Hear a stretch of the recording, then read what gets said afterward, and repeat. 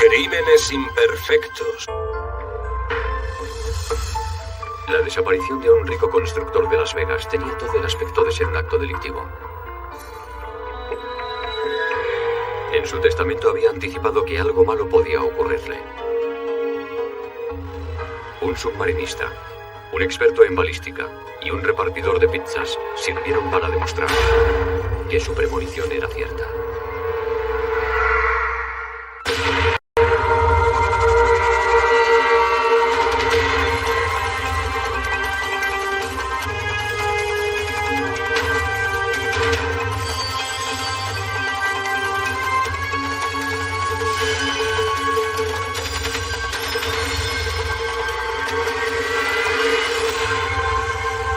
Crímenes imperfectos.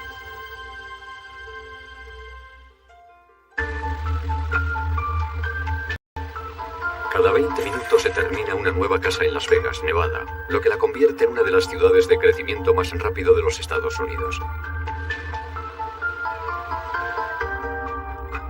Y así fue como Ron Rudin hizo su fortuna, construyendo zonas residenciales en el extrarradio de Las Vegas. Cold Creek era una urbanización preciosa. Era una de las primeras urbanizaciones en las que se podía comprar media hectárea de terreno y estar a 2000 metros de altura. Y tal vez 2 grados menos de temperatura en verano. A pesar de su éxito, Ron Rudin también tenía a sus enemigos. Él había embargado a mucha gente, había dejado en la calle a mucha gente. Tenía las hipotecas y el que no pagaba tenía que irse, así que había mucha gente a la que no le gustaba Ron Rudin. Para protegerse, Ron tomaba todas las precauciones necesarias. Ron vivía en una auténtica fortaleza. Tenía la casa rodeada por un muro con alambre de espino. Y dentro había perros de presa y sistemas de alarma. Y toda una armería llena de pistolas, rifles y toda clase de armas. Un lunes por la mañana de 1994, Ron Rudin no se presentó en el trabajo como había hecho siempre en los 20 años que llevaba en el negocio. En cuanto vieron que no había ido media hora antes para abrir la oficina, los empleados supieron que pasaba algo malo. Además, él vivía al lado de la oficina, y eso tampoco era buena señal. Ron no era de los que desaparecen por las y desde luego no era de los que les atendían el negocio. La quinta esposa de Ron, Margaret, llamó a la policía para denunciar su desaparición. Dijo que no había llegado a casa la noche anterior. Después de aquella noche, Ron Rudin desapareció de la faz de la tierra. No había usado ningún cajero, no había movimientos en su cuenta, nadie le había visto en ninguna parte y no había usado su teléfono móvil. Una semana después, la policía encontró el... La persona que encontró el coche era el encargado del club de striptease y era un policía expulsado del grupo de Las Vegas que había tenido contactos con la mafia. Eso llamaba mucho la atención a la gente. Y todos se preguntaban si la desaparición tendría algo que ver con la mafia. En el interior del coche había restos de sangre demasiado degradada para hacer la prueba de ADN. Y los expertos forenses también encontraron barro. Los detectives tenían la teoría de que el cuerpo de Ron Rudin había sido transportado en el coche o en el maletero. Pero el análisis forense no pudo determinar la procedencia del barro. Un mes más tarde, a unos 100 kilómetros de allí, un excursionista que estaba en el lago Mojave hizo un siniestro descubrimiento. Encontró un cráneo humano. El cráneo en sí estaba intacto.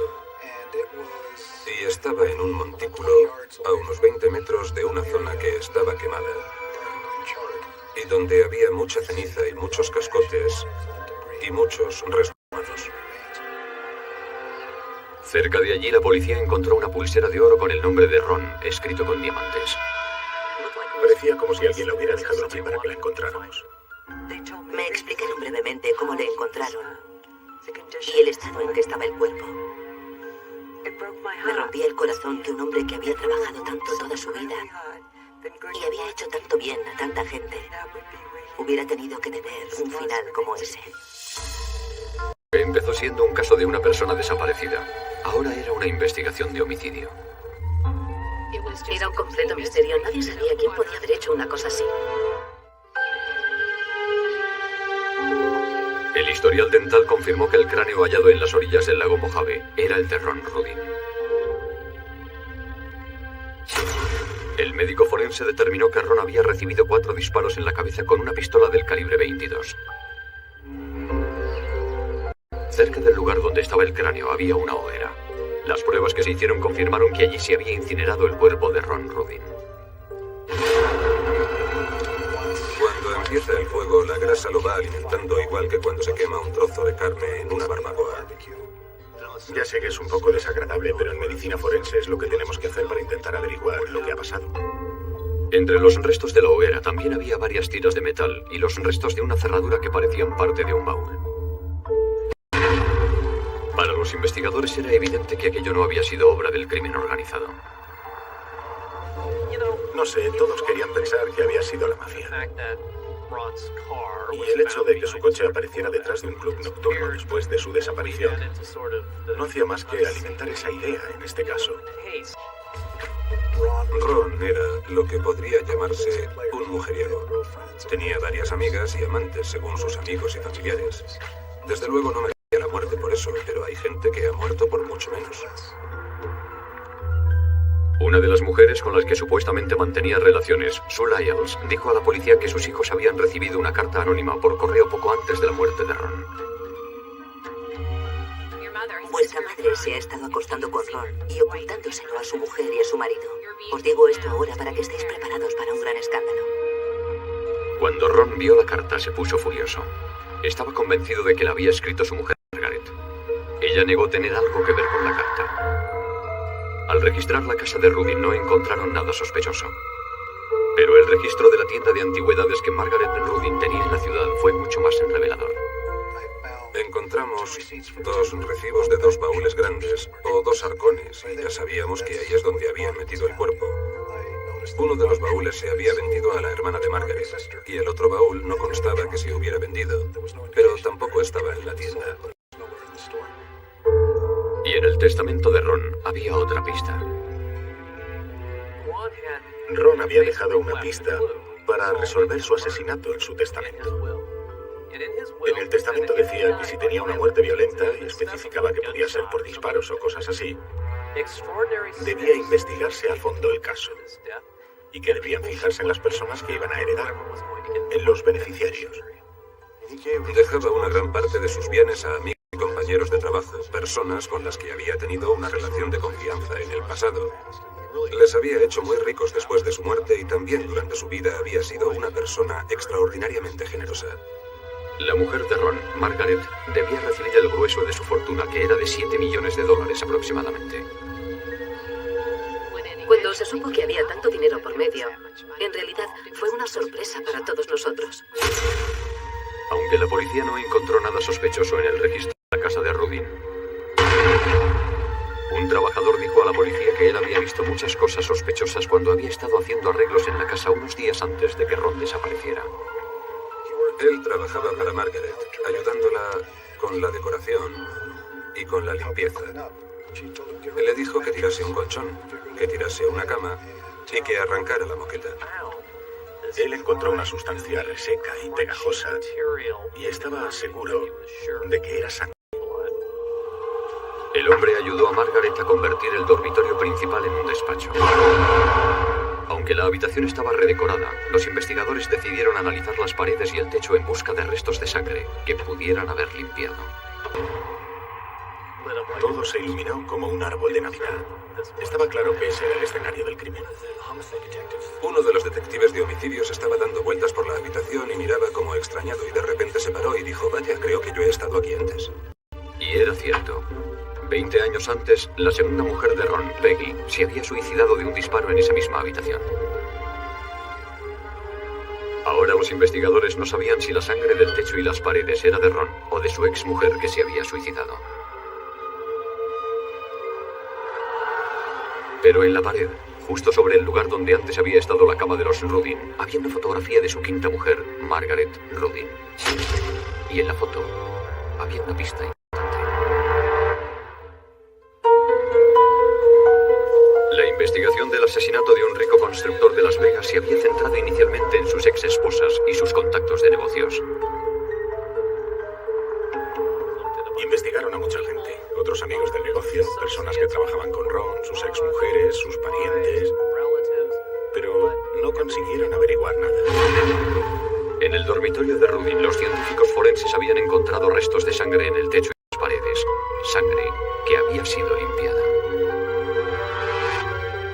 científico forense Mike Perkins hizo un análisis microscópico de las pocas gotas de sangre que quedaban. Medimos el ancho y la longitud de las manchas y aplicando una fórmula matemática muy sencilla pudimos determinar el ángulo aproximado del impacto de las gotas de sangre sobre las superficies. Perkins concluyó que la sangre había salpicado la pared a gran velocidad, lo que podía deberse a disparos hechos desde dos puntos distintos. Había varios disparos que partían del lado derecho de la cama y otro del lado izquierdo. Las exmujeres de Ron dijeron a los investigadores que siempre dormía apoyando el lado derecho de la cara sobre la almohada. No era extraño que el médico forense hubiera encontrado 4 orificios de bala en el lado izquierdo del cráneo de Ron.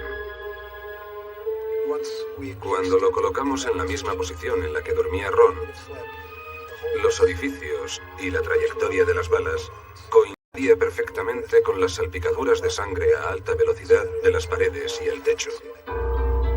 ¿Pero de quién era la sangre? Descubrimos por el ama de llaves que cuando Ron se aseaba por la mañana y se cortaba afeitándose, solía limpiarse con un pañuelo. Los investigadores encontraron el pañuelo en el baño de Ron. Después, compararon la sangre con la encontrada en las paredes y el techo del dormitorio. Y coincidía.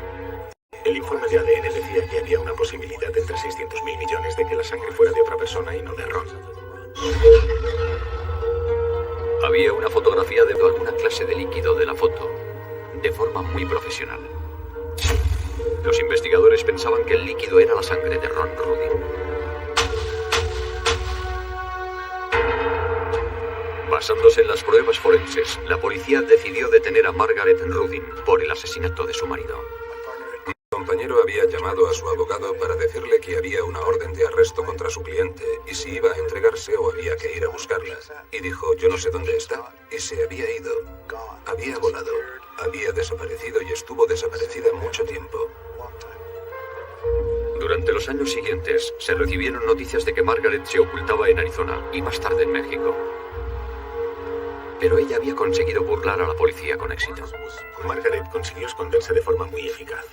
Tenía disfraces, se teñía el pelo, leía libros sobre cómo desaparecer, identidades distintas, diplomas que había conseguido. No era la típica persona que de repente necesita huir de la justicia. Mientras tanto, un submarinista había encontrado lo que parecía una pistola envuelta en unos trapos en el fondo del lago Mead, unos 80 kilómetros a las afueras de Las Vegas. El arma tenía un silenciador incorporado y fue entregada a la policía de Las Vegas. Torrey Johnson restauró el arma y después hizo unos disparos de prueba.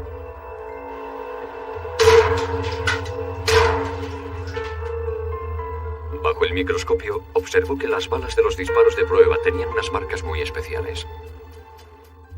Y esas marcas recordaron a Johnson las balas que se habían recuperado del cráneo de Ron Rudin. Estuve mucho tiempo analizándolas, pero cuando terminé los análisis ya no me quedaba ninguna duda en absoluto de que trataba del arma homicida. Llamé al fiscal del distrito y le dije, no se lo va a creer, pero ya tenemos el arma homicida. Vaya, vaya, mira lo que tenemos aquí. Es justo lo que necesitábamos. Esto es lo que va a resolver el caso.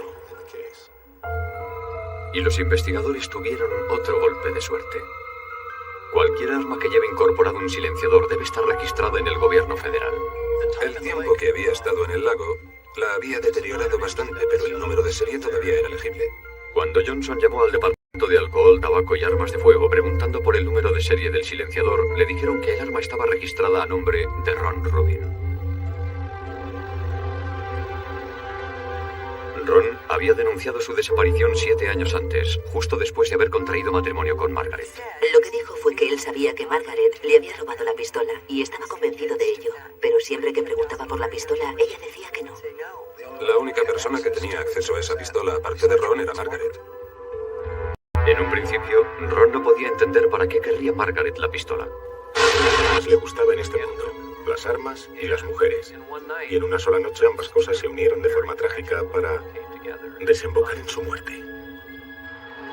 Pero la gran pregunta era, ¿dónde estaba Margaret Rudin?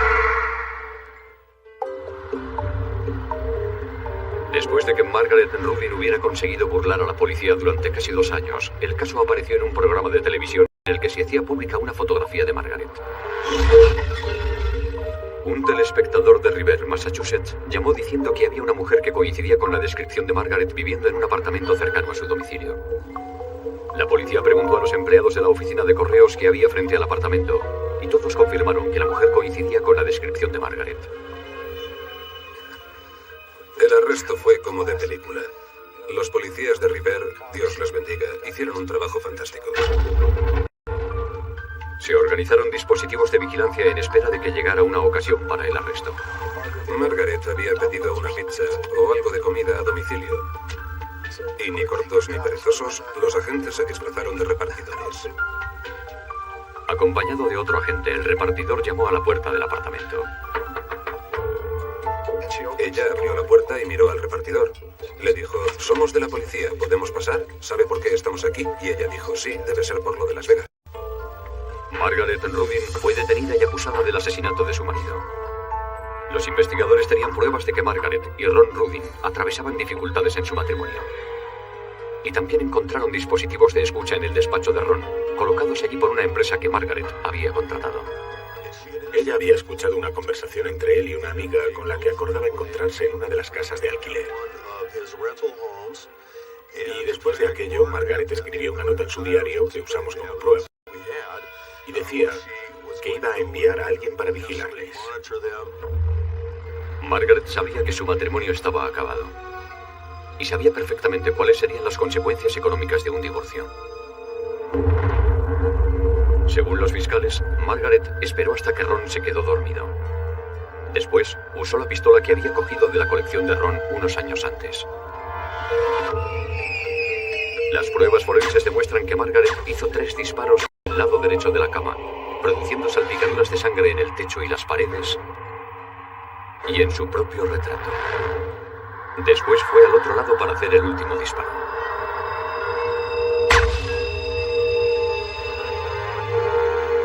Los fiscales estaban convencidos de que alguien ayudó a Margaret a meter el cuerpo de Ron en el baúl de la tienda de antigüedades y después llevarlo al lago Mojave donde lo incineraron, pero hasta la fecha nadie ha podido ser acusado. Margaret dejó intencionadamente la pulsera de Ron a la vista cerca de la hoguera para que los restos fueran fácilmente identificables y así poder cobrar los $7 millones de su herencia. Arrojó el arma homicida al fondo del lago Mead, donde un hombre que hacía submarinismo la encontró por casualidad. Y dejaron el coche de Ron en el club nocturno para despistar. Margaret había estado casada 5 veces, pero nunca había tenido estabilidad económica. Nunca pudo ganar dinero suficiente por sí misma para mantenerse ella sola. Y la policía cree que Margaret le mató por el motivo más viejo del mundo, que es el dinero. Margaret Rudin se declaró inocente. Sus abogados presentaron su propia versión de cómo se produjo la muerte de Ron Rudin, convirtiéndose en testigos durante el juicio. El juez lo consideró inapropiado. No tiene usted por qué gritarme, señoría. Pues lo siento mucho. El jurado declaró a Margaret Rudin culpable de asesinato en primer grado. Fue sentenciada a cadena perpetua, sin libertad condicional. Era camaleónica. Era camaleónica en la vida real y camaleónica a nivel psicológico. El número de serie del silenciador fue lo que sirvió para unir todas las piezas. ¿Quién iba a pensar que acabaría apareciendo la pistola? Eso en sí ya fue un milagro. Que Margaret usara una pistola con silenciador fue lo que la condenó. Por eso las balas tenían marcas tan extrañas. Y eso fue lo que nos ayudó a identificar el arma.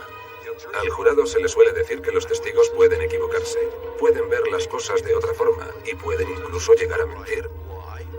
Pero las pruebas forenses no mienten, solo son lo que son.